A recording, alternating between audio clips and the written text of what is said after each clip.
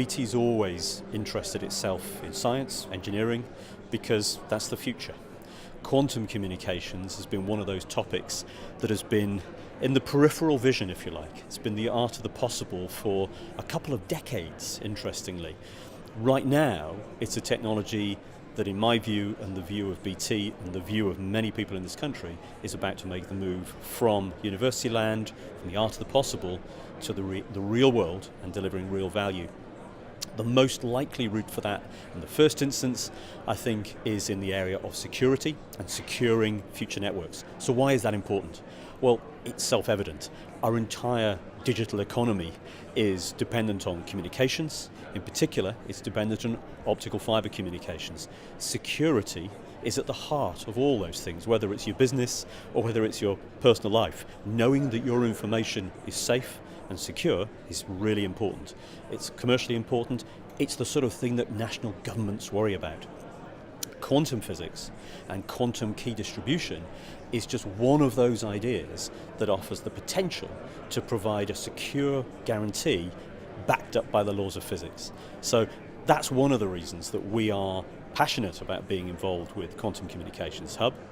We see a range of applications beyond that, which all play to the heart of security, but also just play to the range of interesting physical phenomena that over the next decade we think can move from idea and theory to reality. In what way can BT, and indeed the UK, derive commercial and economic value from quantum technologies? Well, the first thing to note is that we have leadership. The academic sector in the UK is world leading. Some of the original base intellectual property of the field came from this country. So we start from a good place intellectually. If we combine that observation with the fact that security and quantum technologies will be at the heart of our digital economy, that suggests there's commercial value. For BT, it will be about enhancing, differentiating our services here in the UK and globally. BT is one of the leading providers of global communications on planet Earth. We lead the pack, and there's not many people in the pack. So that's great export business for the UK, it's great for BT. But more broadly, that expertise is something that can be defined in the UK and exported globally. So I think there's a huge opportunity for the intellectual leadership that we already have in the academic sector within the UK, working in partnership with industry to drive real economic growth, not just for BT, but for the UK as a whole. And in doing so, that will help us all. In order to do that, of course, it's not just big businesses like BT that need to get involved. We need small, medium enterprises. Technology really flows best when you have the combination of large, medium, small and micro businesses all working together. Today we're here at Asterion Park at the first industry engagement day for quantum technologies. One of the reasons we're here is we're a tech cluster. We've got 70 companies here, many of them tiny little startup companies sitting on the same campus as big global brands, BT, Huawei, Alcatel-Lucent, Cisco. That cluster mentality is something that is at the heart of all quantum hubs, and I think that's a really powerful element. Certainly for me, that gives me great confidence that this is a process that's liable to work. Combining large, small businesses is the way we're going to get this technology to flow from the lab to the real world. So what role can Asterion Park play in a national sense for the whole programme? Well, Asterion Park is a unique facility in a way within the UK. It is home to BT's Global Engineering HQ, with the largest investor in R&D in the tech sector in the UK. But we have grown up as a technology cluster. We convene at scale. We have more than 50,000 visitors each year, and they're not just random people visiting, they're people who are the leaders of businesses globally looking for innovation-born solutions to their business problems. Now for me, that's a huge opportunity, not only for the Quantum Hub, but actually for the nation. to be able to harness that convening power and apply it to the business problems that some of the biggest global organizations in the world have is a real opportunity. So I'm very hopeful that through events such as this and the building relationship that Asterion Park has as part of the wider quantum communications hub and the other quantum technologies hubs gives us a real chance to, if you like, leverage a national asset that the UK has, but which we can put to a different and very fruitful purpose with a UK PLC mindset. There are a number of global initiatives. There are a number of other demonstrators. I think one of the unique opportunities that we get from combining the various assets across the UK is that we build the sort of scale necessary to be able to compete on a global scale and also to be able to embrace some of those global partnerships. I'll put it very simply. It's quite a good offer if BT approaches some of these other global initiatives and requests a desire to collaborate, innovate. That's a good offer. If we bring to that offer actually a collection of world-class academic institutions, a range of other large and small business partners with a UK PLC scale demonstrator, that becomes very compelling. It allows us to collaborate where we want to, and it allows us, I believe, to compete on a global scale much more effectively. So I think by combining together, we leverage the natural strategic assets that the UK has to really punch our weight on a global scale. And ultimately, the big commercial opportunity is going to be a global one. We find a way of securing BT's networks in the UK. That is a technology that is going to be ripe for exploitation and delivery the globe over.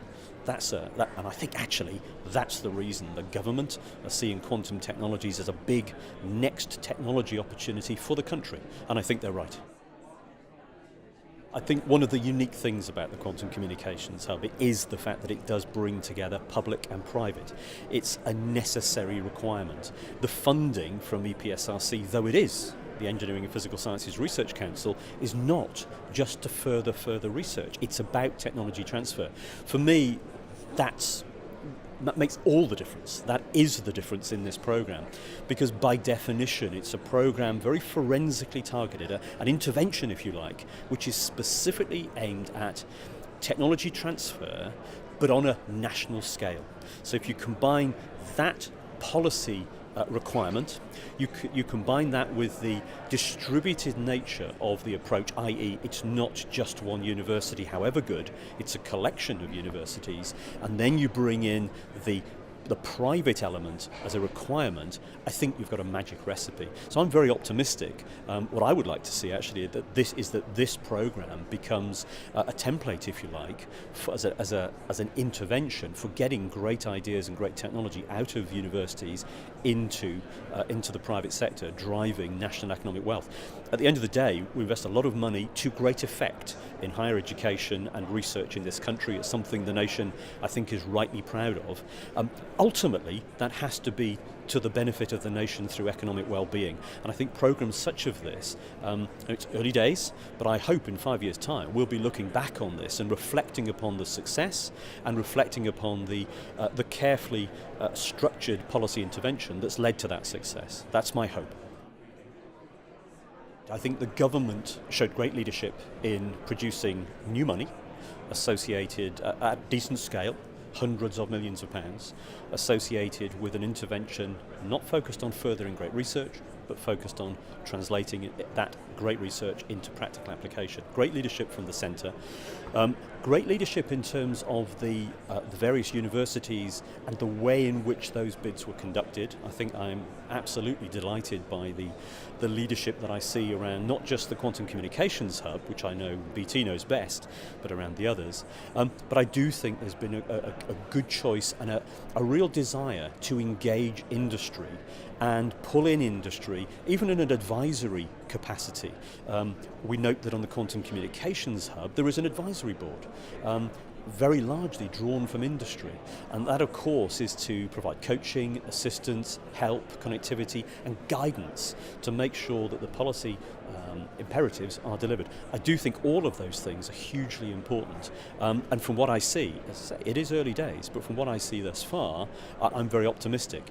I see some great stuff coming out of the programme already. The event here at Asterion Park, in fact, every time I listen to a presentation from one of the leaders of the quantum hubs, I hear something new that sparks a thought for industrial application. And that's precisely what we want. So let's hope the sort of 100 or so people here today are likewise spotting ideas. This is about spotting the unknown unknowns, seeing the art of the possible and thinking about how they could be applied to a business problem that somebody sees. This is a great way of doing it, and I think as we get more expert at these sort of industrial engagement activities, obviously what we're looking for is a snowball effect, where it just gets better and better and better.